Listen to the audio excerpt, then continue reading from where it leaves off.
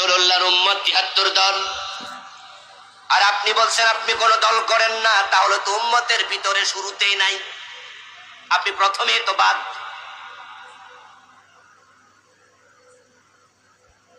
মানুষ যখন মারা যায় কবরে রাখার সময় একটা দোয়া আছে, বিসমিল্লাহি ওয়া আলা মিল্লাতি রাসূলিল্লাহ, বাংলা অর্থ কি?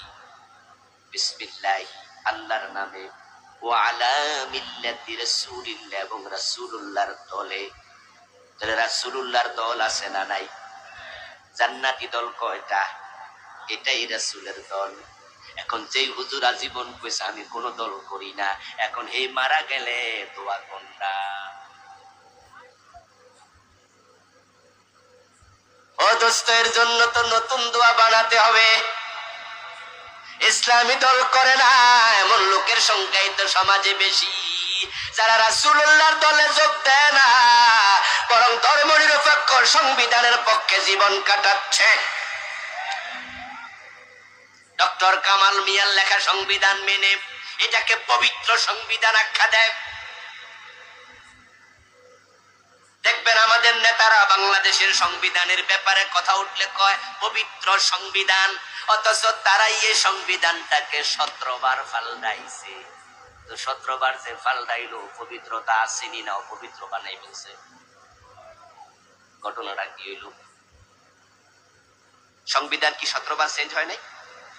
এই শিক্ষিত ভাইরা কথা বলতে হবে, 17 বার চেঞ্জ হয়েছে কিনা? তাহলে 17 বার যে চেঞ্জ করলেন, পবিত্র থাকলে কেমনে করলেন? আসলে মানুষের লেখা পবিত্র হয় না, মানুষের লেখার মাঝে ভুল আছে, ভ্রান্তি আছে, মানুষের লেখার মাঝে দান্দিকতা আছে। তাই তারা যখন দেখেছে সংবিধানের এই আইন উনাদের ভালো লাগে না, তখন পরিবর্তন করে ফেলেছে। আমরা ঘোষণা দিতে চাই, কোরআন থাকতে কোন সংবিধান মুসলমানের লাগে না। কোরআনই তো আমাদের সংবিধান। ডক্টর কামাল মিয়ার লেখা এই সংবিধান এই কয় বছরে 17 বার চেঞ্জ করলেন। বাংলাদেশের বয়সী 53 বছর, কিন্তু আল্লাহর দেয়া সংবিধান 1450 বছরের ভিতরে পরিবর্তন হয়েছে কয়বার? কোন প্রয়োজন আছে নাকি? কোন সুযোগ আছে নাকি? এত সুন্দর সংবিধান থাকতে বাংলাদেশ এটার বাহিরে চলছে, তোমরা করছো কি? ও মুসলমান, হাসরের দিন রাসূলুল্লাহর মামলার আসামি তোমাদের হতেই হবে। আমার রাসূল যখন ইন্তেকাল করেন, কোরআনটাকে সংবিধান বানায়া তিনি ইন্তেকাল করেছেন, কিন্তু আজকে সেই কোরআন বাংলাদেশে পরিত্যক্ত, এটা আজকে পরাজিত, এটাকে আজকে সংসদে আদালতে কেউ মানে না। হাশরের ময়দানে আল্লাহর কাছে রাসূল বলবেন, ইয়া রব্বি ইন্না কওমি ইত্তাখাযু হাযাল কুরআন মাহজুরা। ও আমার রব, আমার রেখে আসা কোরআন এই জাতির লোকেরা পরিত্যাগ করেছে, আমি তাদের বিরুদ্ধে তোমার কাছে মামলা দিলাম, বিচার তুমি করো। নবীজি মুহাম্মাদের দল শুধু জান্নাতে যাবে, কিন্তু মানুষগুলো বড় চালাক, এই তথ্য তারা জেনেছে। জানার কারণে কেউ মারা গেলে সবাই মিলে তাকে নবীজি মুহাম্মাদের দলে তুলে দেয়, অথচ যারা তুলছে তারা যায় না, তারা পরিচয় দেয়। মরার পরে এলাকার বড় নেতা মাইক হাতে নিয়ে বলে, এখন সংক্ষিপ্ত বক্তব্য দেবেন অমক দলের অমক নেতা, অমক দল, অমুক নেতা 5 জন 7 জন 10 জন বক্তৃতা দিয়া মরা বেডারে যখন কবরে দেয়, তখন নেতারা মিল্লাই দোয়া করে, তোমাকে রাসূলের দলে তুলে দিলাম। তাহলে নেতারা বক্তৃতা দেওয়ার সময় অন্য দলের পরিচয় দিল, ঘটনাটা কি?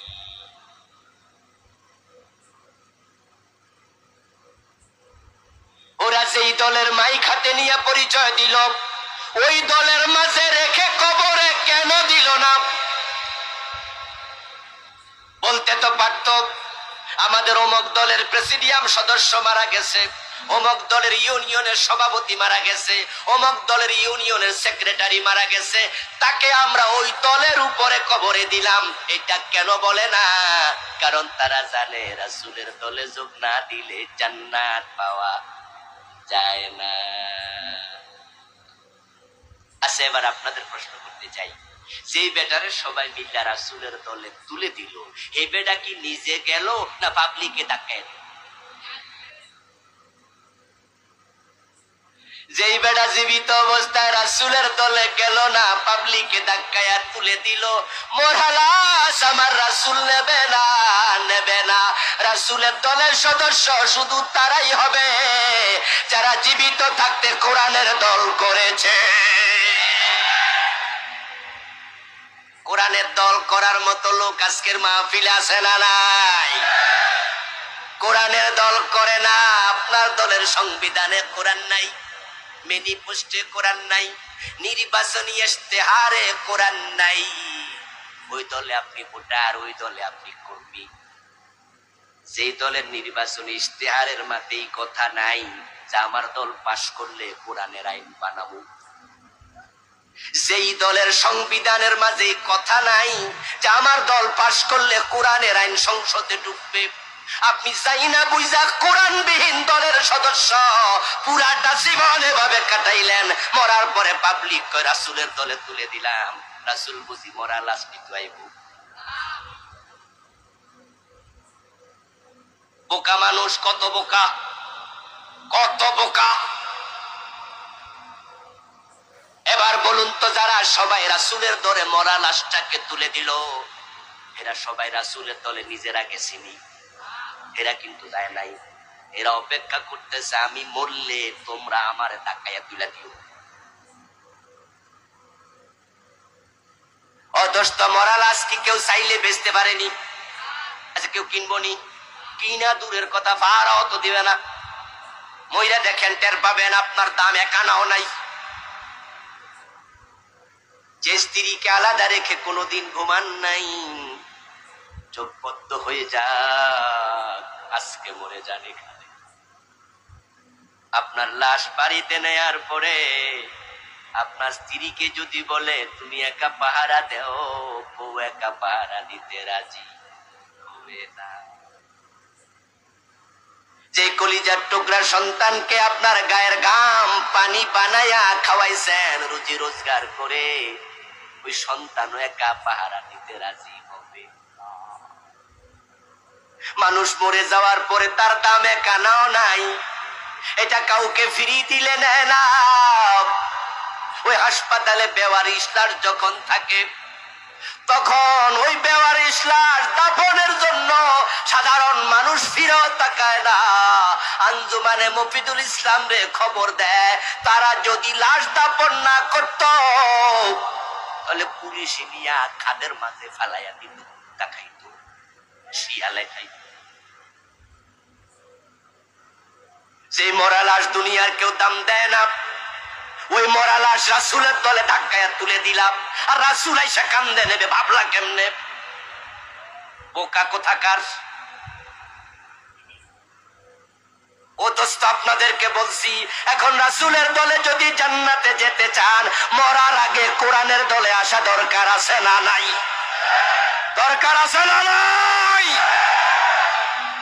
আসটা না তুমি কোফাল করা, হাসরের ময়দানে আমাদের দোষ দিতে পারবা না। প্রিয় নবীজি মুহাম্মদ সাল্লাল্লাহু আলাইহি ওয়াসাল্লাম বলেন, কুল্লু উম্মতি ইয়াদখুলুনাল জান্নাহ, আমার সব উম্মত জান্নাতে যাবে, ইল্লা মান আবা, তবে অস্বীকারী উম্মত জান্নাতে যাবে না। কইলা মান ইয়া রাসূলুল্লাহ, প্রশ্ন করলো কোন একজন, হে আল্লাহর রাসূল, অস্বীকারী আবার উম্মত কে? কয়লা মান আতানি দাখালাল জান্নাতা ওয়া মান আসানি ফাকাদ আবা। আমার রাসূলুল্লাহ জবাব দেন, যে পুরা জীবনে আমি নবী মুহাম্মদকে অনুসরণ করে জীবন চালাইছে, সে আমার সাথে জান্নাতে ঢুকবে। মান হাব্বা সুন্নতি ফাকাদ হাব্বানি, ওয়ামান আহাব্বানি কানা মাই ফিল জান্নাহ। আর যে পুরা জীবনে আমি নবী মুহাম্মদকে অনুসরণ করে নাই, সে অস্বীকারী, তার কপালে জান্নাত নাই। ও দোস্ত, ডান হাতে কেন খান? তাবলীগের ভাই আপনাকে বলছি, বাম হাতে তাবলীগে দেওয়ার পরে আর খায় না। তাবলীগে এক সিল্লা দিলে আর দাড়িতে খুর লাগায় না। তাবলীগে যাওয়ার পরে টাকনুর নিচে আর কাপড় পরে না। সসিনায় সরমনায় মুরিদ হয়ে গেল, ফুরফুরা দরবারে গেল, মুরিদ হয়ে গেল। এখন দাড়িতে আর খুর লাগায় না, টাকনুর নিচে কাপড় পরে না, বাম হাতে আর পানি খায় না, নামাজ পড়ে 5 ওয়াক্ত। কেন কেন? উত্তর একটা, আমার রাসূল ডান হাতে পানি পান করতেন, বাম হাতে খাওয়া পছন্দ করতেন না। আমি রাসূলকে মানি, তাই আমিও বাম হাতে পানি পান করি না। আমার রাসূল টাকনুর নিচে কাপড় পরা পছন্দ করতেন না, টাকনুর উপরে কাপড় পরতেন। তাই আমি এখন থেকে তাবলীগের সাথী, আমিও মকবীরের মুরিদ, আমিও টাকনুর উপরে কাপড় পরি। আমি রাসূলের সুন্নাহ পালন করে দাড়ি রেখেছি। আমার নবী দাড়ি কামায় না, আমিও দাড়িতে হাত লাগাই না। এই তোমার বুঝ যদি হয়, আমি তোমাকে প্রশ্ন করতে চাই, আমার নবী টাকনুর উপরে কাপড় পরছে, আমার নবী মুখে দাড়িও রাখছে, আমার নবী 10 বছর কোরআন দিয়া মদিনা চালাইছে। তুমি দাড়ি রাখলা, তুমি টাকনের উপর কাপড় পরলা, কিন্তু কোরআনের রাজনীতি করলা না। এতে বোঝা যায় পুরা জীবনে রাসূলকে মানতে তুমি রাজি হও নাই।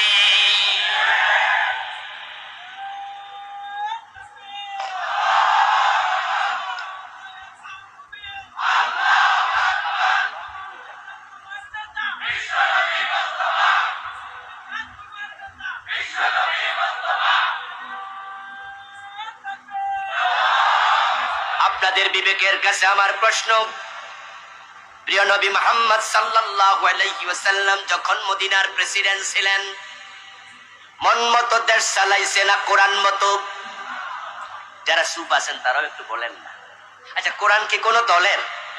কথা বলেন, কোরআন কি কোনো দলের, কোন গোষ্ঠী না আমাদের সবার? তো চুপ থাকেন কেন? নিজের বিপক্ষে যায় তাই বুঝি। বুঝের ঘাটতি এখানে। যদি আমরা বাংলার মুসলমানেরা নবী মুহাম্মদের জীবনের লক্ষ্য, দিনের বিজয়, এটাকে আমাদের জীবনের লক্ষ্য বানাতাম, তাহলে 53 বছর আগেই কোরআন সংবিধান হওয়ার কথা। কিন্তু আমরা কোরআনের ওয়াজ করলে কই হুজুর মনে অমুক দল করে। যেই হুজুর মাহফিলে আসবে, আসার পরে কোরআনের আইনের কথা বলবে, রাস্তার পাশ দিয়ে হেঁটে যাওয়া মুসল্লি শুনে কয় বুঝালাইছি হুজুর মনে অমুক দলের করবে। এমন মন্তব্য করে না? করে না? মাহফিল আইসা ওয়াজ শুনবে, রোজা নিয়ে ওয়াজ হচ্ছে, রোজা নিয়ে ওয়াজ করার পরে যদি জিজ্ঞাসা করে যে আবুল কালাম আজাদ সাহেব রমাদানের রোজার গুরুত্ব নিয়ে বললেন 1 ঘন্টা 1.5 ঘন্টা, আচ্ছা উনি কোন দল করে? শ্রোতারা বলবে উনি তো ঢাকা থেকে আসছে, কোন দল করে আমরা তো জানি। আচ্ছা, এই যে মাওলানা ফখরুদ্দিন আহমদ গতকাল আসছিল, উনি যদি 1.5 ঘন্টা সালাত নিয়ে ওয়াজ করে, উনার ব্যাপারে প্রশ্ন করলে বলে রোজা নামাজ নিয়ে ওয়াজ করছে, কোন দল যে করে জানি না। কিন্তু যদি কোরআনের আইনের ওয়াজ করে, তখন সাথে সাথে বলে দিলে বুঝালাইছি অমুক দল করে। তাহলে তো আমি বলবো যে ওই দল সৌভাগ্যবান দল, যারা কোরআনের দল হতে পেরেছে। বরং আপনি হতভাগা, কোরআনের দলে যোগ দিতে পারেন নাই।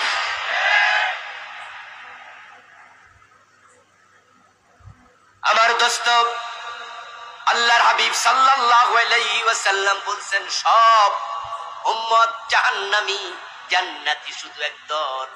এবার জিজ্ঞাসা করা হলো আবাহি, হুজুর জান্নাতি দল কেমনে চিনবো, সেটা কোনটা? আমার রাসূল জবাব দেন, মা আনা আলাইহি ওয়া আসহাবি। জান্নাতি দল চিনতে চাও তাহলে চিনে নিও, আমি নবী মুহাম্মদ যেই ওহীর উপর প্রতিষ্ঠিত, আমার সাহাবারা যেই ওহীর উপর প্রতিষ্ঠিত, মা আনা আলাইহি, সেই ওহীর উপর আমি আছি। যেই ওহির উপর আমার সাহাবারা আছে, যদি তোমার দল তোমার চিন্তা ওই ওহির উপর প্রতিষ্ঠিত হয়, তাহলে তুমিও হবে জান্নাতি। ওহির বাহিরে জান্নাত নাই। সোজা কথা, সোজা। আজকে ইসলাম পরাজিত অবস্থায়, অথচ প্রিয় নবীজি বলছেন আল ইসলাম ইয়াদু ওয়ালা ইউলাম। ইসলাম বিজয়ী হতে এসেছে, পরাজিত হতে আসেনি।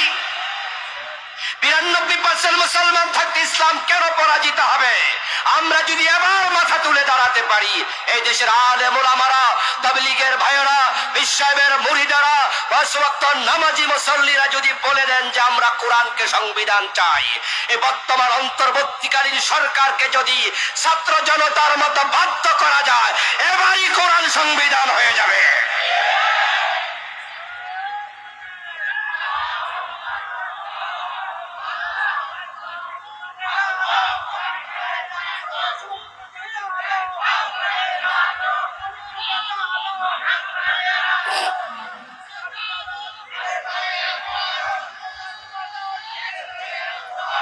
আমার প্রিয় ভাইয়েরা, কোরআন যদি সংবিধান হয়, ইসলাম যদি দেশে বিজয়ী হয়, তাহলে এটা হিন্দু, বৌদ্ধ, খ্রিস্টান, মুসলমান সবার জন্যই কল্যাণকর হবে। কারণ হলো কোরআন এমন এক কিতাব যার আইন সবার জন্য সমান। এখানে উঁচু নিচু নাই, ধনী গরিব নাই, রাজা প্রজার কোনো ব্যবধান নাই। ইসলামের বিধান সবার জন্য সমান। আমার নবী বলেছেন, আমার মেয়ে ফাতেমা যদি চুরি করে আমি ফাতেমার হাত কেটে দেব। নবীর মেয়ে তাই বলে ফাতেমা ছাড় পাবে এমন সুযোগ ইসলামে নাই। হযরত ওমরের ছেলে আবু শামা মদ পান করেছে। হযরত ওমর আবু শামাকে 80 বেত দিয়েছে, নিজের ছেলেটাকে ছাড় দেয় নাই। বাংলাদেশের নেতারা মাই খাতে পাইলে বিভিন্ন মাহফিলে গত 15 বছরও দেখেছি, এমপি, মন্ত্রী, ডিসি, এসপি, আমলা পর্যায়ের, সচিব পর্যায়ের কত নেতাকে কত জায়গায় পেয়েছি। আজকে দুপুরেও এক মাহফিল করলাম আপনাদের কুয়াপুরে, ওই কালীহাতিতে। ওখানে প্রধান অতিথি ছিলেন সাবেক একজন সচিব। এ কয়দিন আগে সচিব। এরকম সচিব, মন্ত্রী, এমপি অ্যাভেলেবেল পাই বিভিন্ন জায়গায়। ওনাদের বক্তৃতা শুনে মাঝে মাঝে মনে হয় আল্লাহর ওলি। কি সুন্দর করে বলে, হুজুর মাদকের বিরুদ্ধে দয়া করে 10 মিনিট হলো ওয়াজ কইরেন, যুব সমাজ শেষ হয়ে যাচ্ছে। এই মাদকের বিরুদ্ধে সরকারের নীতি হলো জিরো টলারেন্স, কোন ছাড় নাই। আমি মাঝে মাঝে শুনে মুস্কি হাসতাম, ওই কি আল্লাহর ওলি। সরকার যদি মাদকের ব্যাপারে জিরো টলারেন্স হতো, তাহলে মাদক নির্মূল অধিদপ্তর বানাইয়া দেশে কাজ করত। কিন্তু সরকার বানাইছে মাদক নিয়ন্ত্রণ অধিদপ্তর, নির্মূল তারাই চায় না। মাদকের বিরুদ্ধে সরকারের যে অফিসটা, এই অফিসটার নাম হলো মাদক নিয়ন্ত্রণ অধিদপ্তর। আচ্ছা, আপনারা একটু আওয়াজ করে বলুন তো, আমরা কি নিয়ন্ত্রণ চাই না নির্মূল চাই? জিরো টলারেন্স যদি সত্য হতো, তারা নির্মূল অধিদপ্তর বানায়। গাড়ি যখন চলে ওভার স্পিডে 80-90 কিলোমিটার গতিতে, তখন যাত্রীরা মাঝে মাঝে বলে, আমরা বলি এই ড্রাইভার গাড়ি নিয়ন্ত্রণে চালাও। নিয়ন্ত্রণ মানে হলো বন্ধ করে বইয়া থাও, ঠিক না? নিয়ন্ত্রণ মানে কি বন্ধ করে বইয়া থাও নাকি কন্ট্রোলে রাখা চালান? এর মানে 50-60-এ চালাও, 70-এর বেশি চালাও না। তো ওরা বানাইছে মাদক নিয়ন্ত্রণ অধিদপ্তর। এর মানে লেখা দিয়া বুঝাইছে অল্প অল্প খাইলে অসুবিধা নাই। অথচ মাইক হাতে পাই আমরা হুজুর জিরো টলারেন্স। কি মিথ্যুক, জাতিকে বোকা বানাচ্ছ।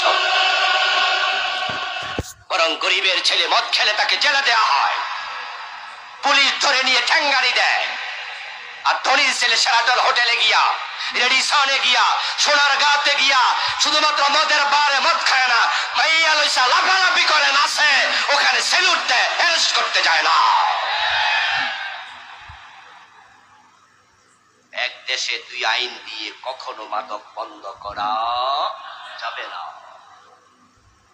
ইসলাম যদি আসতো হযরত ওমরের মতো, নিজের ছেলে আবু শামাকে ৮০ বেত লাগাইছে, সেটা যদি এই দেশে চালু হতো, প্রধানমন্ত্রী ঘোষণা করে দিত পুলিশের আইজিকে লক্ষ্য করে, আইজি সাহেব আমার ছেলে যদি মদ খায় ৮০ বেত দেবেন। মন্ত্রীরা যদি তাদের অঞ্চলে এলাকায় বলে দিত এসপি সাহেব আমি মন্ত্রী, আমার ছেলে মদ খাইলে ৮০ বেত দেবেন। স্থানীয় এমপি যদি বলে দিত ওসি সাহেব আমার ছেলে মদ পান করলে ধরে নেন, আদালতকে বলে দিলাম ৮০ বেত দেবে। যদি এইভাবে নেতার ছেলেদেরকে পিটানি শুরু হয়ে যায়, দেশের কর্মীরা তারের মতো সোজা হয়ে যাবে। ঠেলার নাম। কিন্তু এখন উনারা আইন বানাইছে দুই রকম, গরিবের ছেলে মদ খাইলে পিটাও, আর ধনীর ছেলে সোনারগাঁ শেরাটনে মদ খাইলে সেলুট দেও।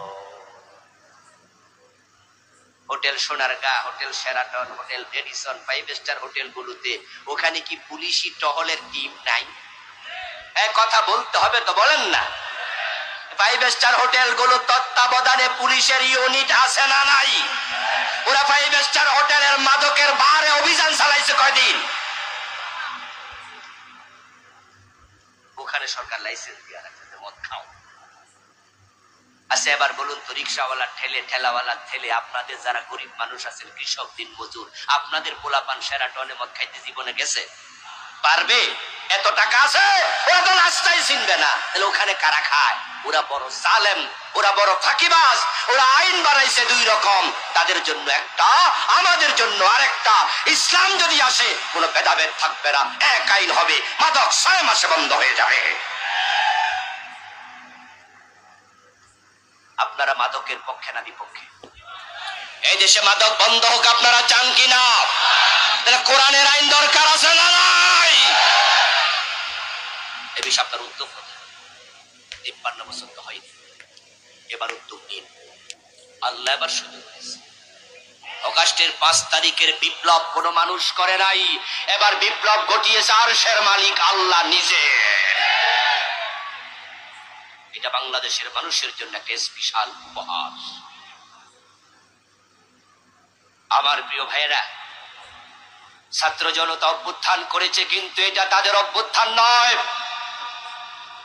কারণ ছাত্ররা যখন আন্দোলনটা শুরু করে জুলাই মাসে, তখন তাদের আন্দোলন সরকারের ব্যাপারে ছিলই না।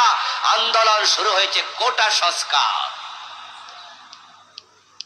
সরকার যদি তখন বলে দিত ঠিক আছে তোমাদের দাবি কোটা সংস্কার আমরা মেনে নিলাম, তাহলে কি সরকার পদত্যাগ করে পলানো লাগতো? সরকার চেয়েছিল কি আর ছাত্র করলো কি, পরে রেজাল্ট হলো কি? সরকার চেয়েছে কোনো কোঠা মোটা সংস্কার হবে না, ছাত্ররা বলল কোঠা সংস্কার চাই। প্রধানমন্ত্রী বলে দিলেন রাজাকারের নাতিপুতি, লাগলো প্যাস, উঠছিল ঘামাসি, হয়ে গেছে ক্যান্সার। গামাসি চিনেন তো? আচ্ছা, গামাসির মাধ্যমে ক্যান্সার হইয়া রোগী মইরা যায়, এমন ঘটনা দুনিয়াতে অ্যাভেলেবেল হয়? এটা তো কোনো রোগই না। যে শক্তিশালী সরকার বিএনপির মতো দলকে দমন করে ফেলেছে, জামাতের মতো শক্তিশালী দলকে দমন করে ফেলেছে, কেউ কথা বলে না ভয়ে। নেতারা ভীষণ 2041 ঘোষণা করেছে, 41-এর আগে নামবো না। বড় নেতা তো বলেই দিল কিসের আন্দোলন, এই বছর না ওই বছর, মানুষ বাঁচে কয় বছর, কিচ্ছু হবে না। কিন্তু দেখেন আল্লাহ এমন ঘটনা ঘটায় দিছে, 41 সাল দূরের কথা, তাদের নিয়োগকৃত সেনাবাহিনীর প্রধান এসে বলে ম্যাডাম 45 মিনিটের বেশি সময় দেয়া যাবে না, তাড়াতাড়ি পালান। এমন ভাবে পালাইছে রান্না করা খাবার খেয়ে পালাতে পারে নাই।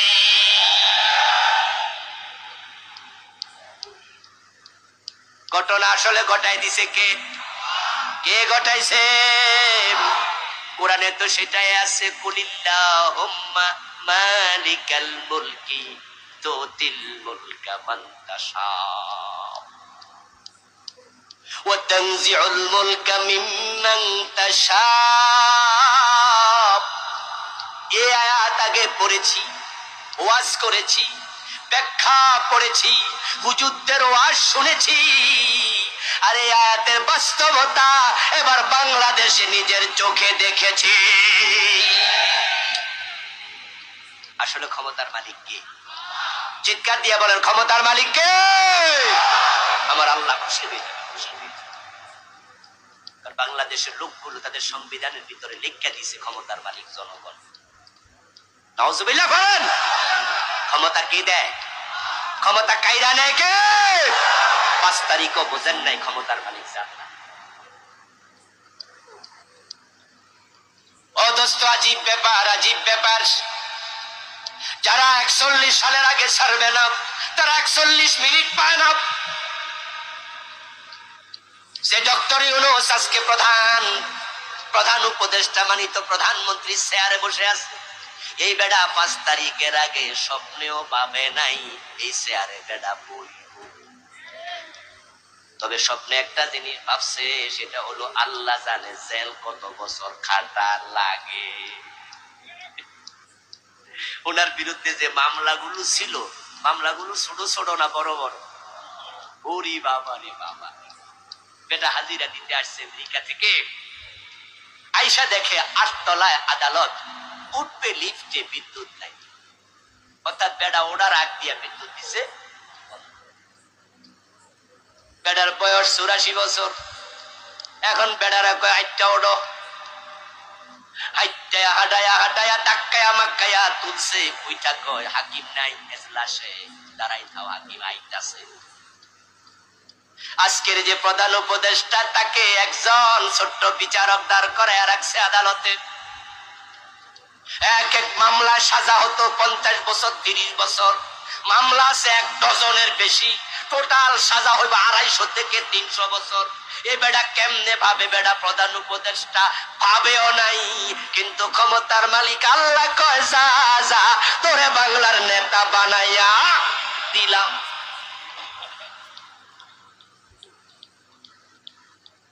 রাসূলুল্লাহ সাল্লাল্লাহু আলাইহি ওয়াসাল্লাম মক্কায় 13 বছর চাইলেন, দিন বিজয় করতে পারলেন না।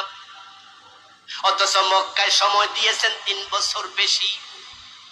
মক্কায় নাজিল হয়েছে সূরার সংখ্যা বেশি। 4 খলিফার জন্মস্থান ছিল মক্কায়।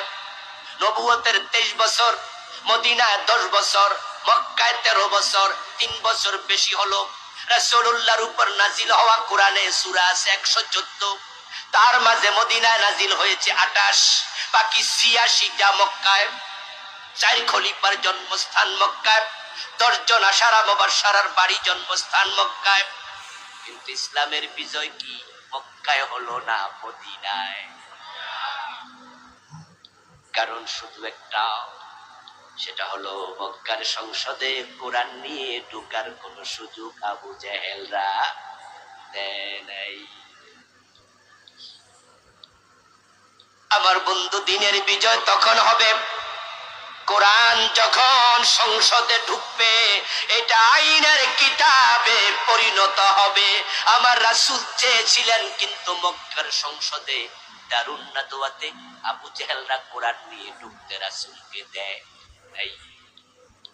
বরং তারা সংসদে বসে আইন বানাইছে, লা তাসমাউ লিহাদাল কুরআনি ওয়ালগাউ ফীহি লাআল্লাকুম তাগলিবুন। তারা আইন বানাইছে, ও মক্কার লোকেরা, মুহাম্মদ যেখানে কোরআন পড়বে, কোরআন শুনতে যেও না, যেও না, বরং সেখানে গন্ডগোল লাগায়া দাও, কোরআনের মাহফিল বন্ধ করে দাও। আজকে যে কোরআনের মাহফিলে 15টি বছর 144 জারি হওয়ার সিস্টেম বাংলাদেশে ছিল, এটা আবু জেহেল রাই জারি করেছে। এটা কাদের চরিত্র? কাদের চরিত্র? কোরআন শুনতে যেও না, কোরআন যেখানে পড়া হবে বলা হবে গন্ডগোল লাগাও। আমার রাসূল 13টা বছর চেষ্টা করে পারলেন না। আল্লাহর ইশারা তিনি হিজরত করে মদিনার দিকে রওনা দিলেন। হিজরতের পথে প্রিয় নবী মনে মনে ভাবছেন, আচ্ছা হিজরত করে মদিনায় গেলাম, গিয়ে যদি দেখি মদিনার সংসদে আরেক আবু জেহেল বৈশা আছে লাঠি নিয়া, আমারে ঢুকতে দেয় না কোরআন সহ, তাহলে হিজরত করে লাভটা কি? চোর ধরে হাত কাটার যে আইন কোরআনে আছে, যারা বোঝেন তারা একটু বলবেন। চোর ধরে হাত কাটার ব্যাপারটা ব্যক্তি প্রয়োগ করবে না রাষ্ট্র। তো কোরআন যদি আইনের জায়গায় না যায়, চোর ধরে হাত কাটবেন কেমনে? এটা তো ব্যক্তির কাজ না। মদ পান করলে 80 বেত লাগাতে হবে, এই আইন ব্যক্তি প্রয়োগ করবে না রাষ্ট্র। তো আইন না হলে মদ পানকারীকে 80 বেত কেমনে দিবেন? আমার রাসূল ভাবছেন, আল্লাহ যে দিনের বিজয়ের দায়িত্ব আমারে দিল, এজন্য দুনিয়ায় নবী আমাকে পাঠাইলো।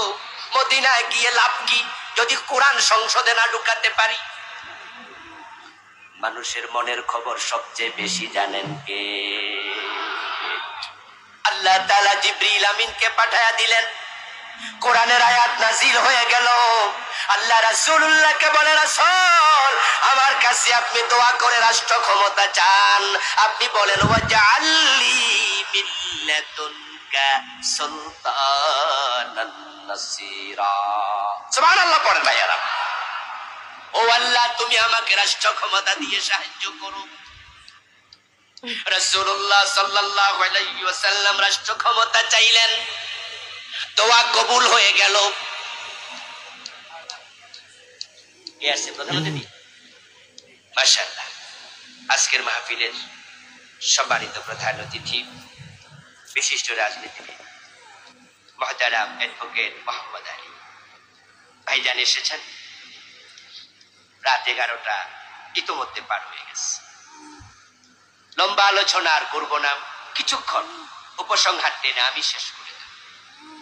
ভাই কথা বলবেন, এরপরে আমরা দোয়া করে একসাথে যাব। এর আগে আমরা গিয়ে পরিবেশ নষ্ট করব না। বলেন ইনশাআল্লাহ, বলেন ইনশাআল্লাহ, বলেন। আমার প্রিয় ভাইরা, আসুন আমি আলোচনার উপসংহারের দিকে যাই। আমার রাসূল আল্লাহর শিখানো দোয়া করলেন, ওয়াজআললি মিন লাদুনকা সুলতানান নাসীরা। ও আল্লাহ তুমি আমাকে রাষ্ট্র ক্ষমতা দিয়ে সাহায্য করো। রাসূলুল্লাহ দোয়ার সাথে সাথে কবুল। মদিনায় গিয়ে পৌঁছলেন।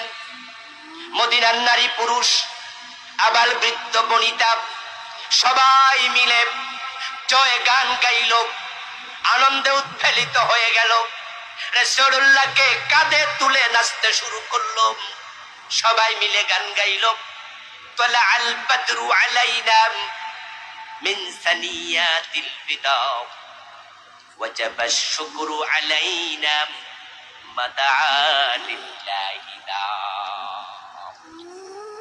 মদিনার লোকেরা বলে, আমাদের দেশে আমাদের মদিনাতে পূর্ণিমার চাঁদ এসেছে।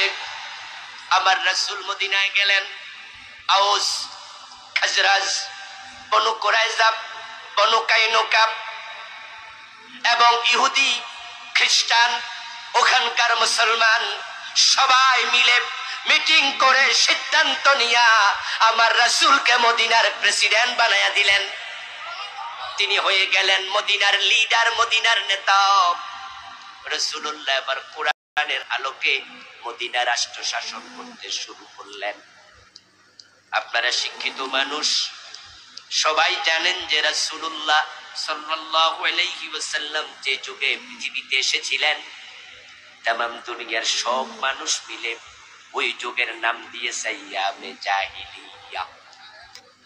এটা অজ্ঞতার যুগ, বর্বরতার যুগ, অন্ধকার যুগ।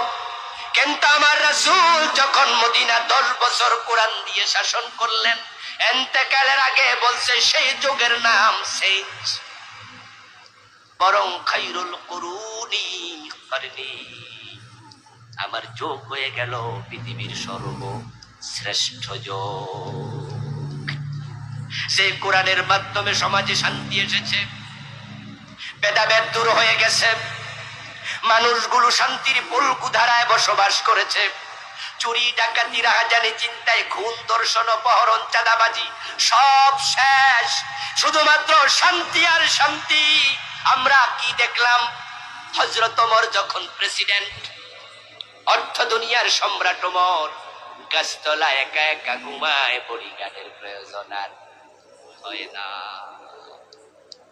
ফারুক আজম ওমর রাদিয়াল্লাহু তাআলা আনহু তিনি মদিনা থেকে জেরুজালেম পর্যন্ত একা একা চলে গেলেন সফর করে। ওটের রশি টানার জন্য একজন চাকর শুধুমাত্র সাথে, এসএসএফ নাই, ডিএসপি, এনএসআই, কোন প্রয়োজন নাই, পুলিশ, র্যাব, সেনাবাহিনী। কারণ তাওয়াম দুনিয়ার অর্ধেকটায় শান্তির সুবাতাস বইছে। মানুষের অন্তরে আল্লাহ ছাড়া কারো ভয় নাই, বৈষম্য নাই, দারিদ্রতা নাই,